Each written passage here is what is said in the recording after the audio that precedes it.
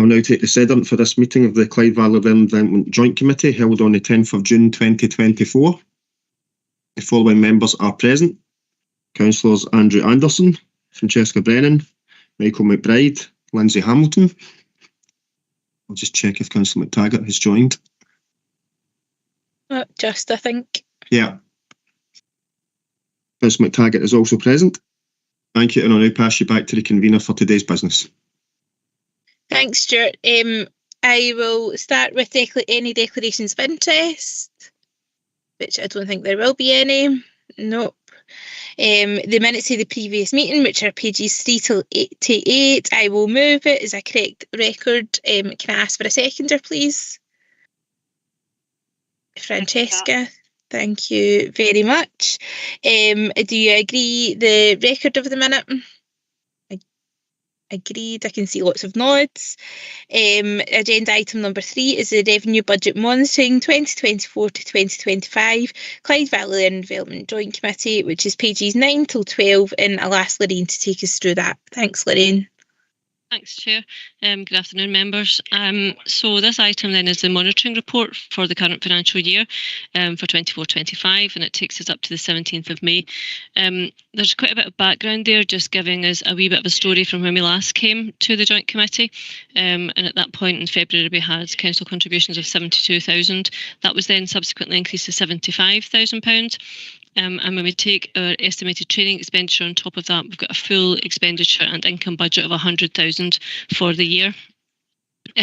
Section 3.7 of the report just gives a wee bit of information in terms of our financial management system within South Lanarkshire Council, which the Joint Committee uses, and that's a new system called Oracle Fusion. And we've just tweaked our reporting a little bit to try and take account of the fact that that system allows us to forecast our information in year rather than concentrating on an in-period variance. We're actually looking at a full year forecast. So if I can take you to the appendix A, which is on page 11 of your papers, you can see there in the greyed out box, the annual budget, we have an expenditure budget of £100,000, as I'd mentioned earlier, and we've also got a forecast spend of £100,000 and £100,000 worth of income coming in. And then the far right-hand column then of your appendix there just shows you what we've spent to date, and we'll continue to provide that actual position as we go throughout the year. So really this is a monitoring report, as I said. It's just for members to note in terms of the council contributions and the resultant income and expenditure budget for the year that I touched on of £100,000, and then the break-even position that we're forecasting for the year for the Joint Committee. Thank you. Thanks for that update, Lorraine. Is there any questions or comments on it? None indicated. If I ask for the report to be noted, and I'll ask for a seconder. Thank you very much, Francesca. And if everybody's agreed to note the report, I will continue on to agenda item number 4, which is the annual governance statement, pages 13 to 18, and I'll ask Lorraine to take that again. Thanks. Thank you. So, as the Chair said, this is the annual governance statement for the financial year 23-24.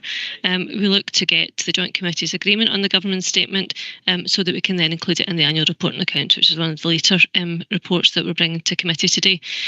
So, as I've noted there just in the background, we do this every year. We have a refresh, we have a review of what we're including in our annual governance statement. So we look at our system of internal financial controls, our financial regulations, our procedures that we've got in place throughout the council, and therefore by dint of that in terms of the Joint Committee itself.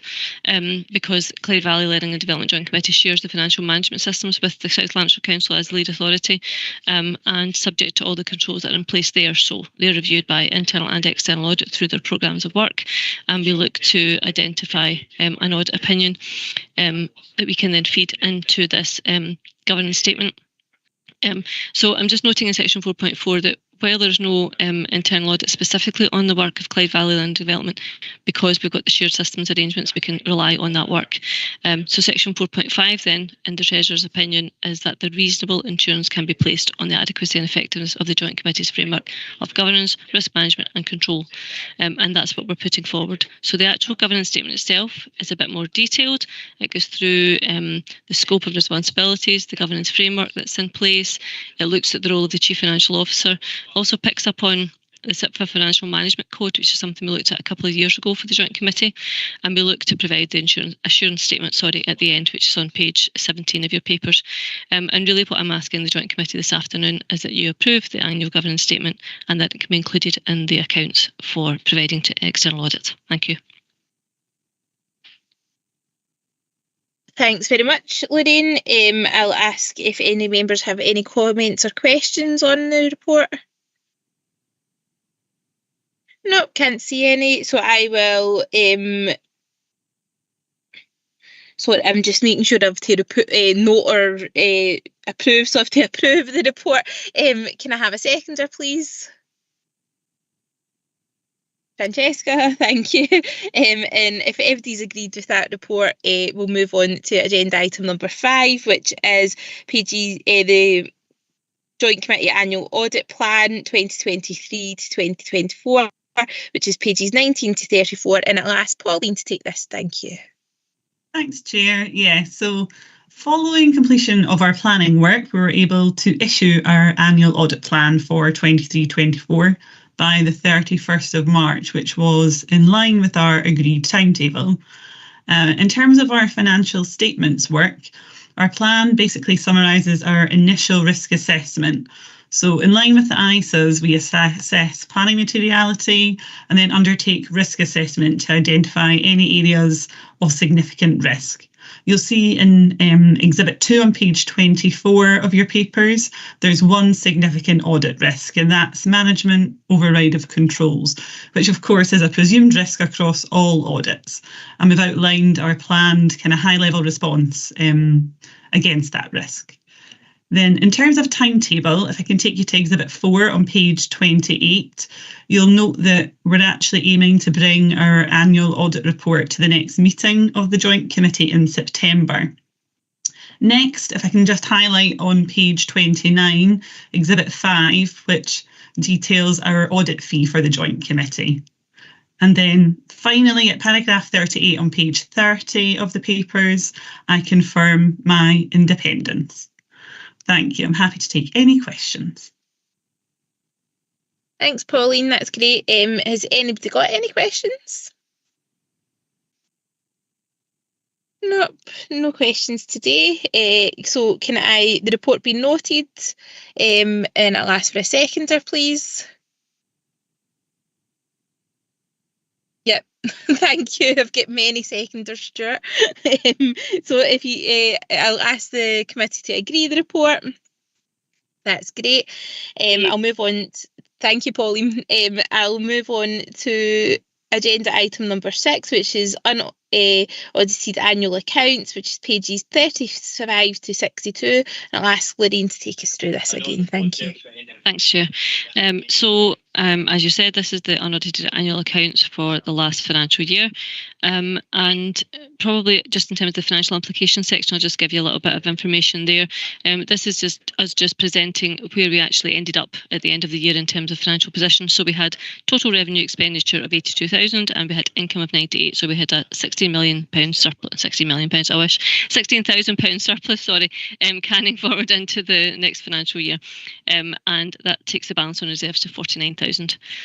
So in terms of the actual accounts themselves, I am not going to take you through all of them because they are fairly lengthy, but they are very formulaic in terms of what we have to provide. They are very much akin to what you'll have seen in terms of council's accounts or the Joint Committee's accounts in previous years, and the culmination of them is simply us getting to a reserves position of £49,000. What will happen to the accounts thereafter, in fact probably following this meeting, we've already supplying information to Audit Scotland in terms of all the backup and all the detail, and they'll then carry out their external audit over the next couple of months, and we can bring hopefully the audited accounts back at the next meeting of the board. So what we're looking to ask today is that the accounts themselves in an unaudited version be noted and that we will submit them to external audit once this meeting finishes. Thank you. Thanks, Lorraine. I will ask if there's any comments or questions. Nope, no comments or questions. So I'll ask for the report to be noted and seconded, please, Right. Yep. Michael, thank you very much. Putting you to work in your first meeting.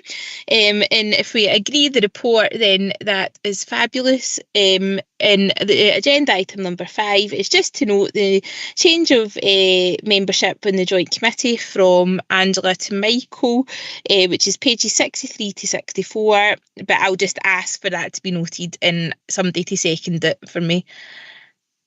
Whoever wants to. Yep. Anne, Francesca, you choose, Stuart. You've got plenty of options. And if we're agreed with that, then I have no note of any urgent business. So I will end the meeting there, if that's okay.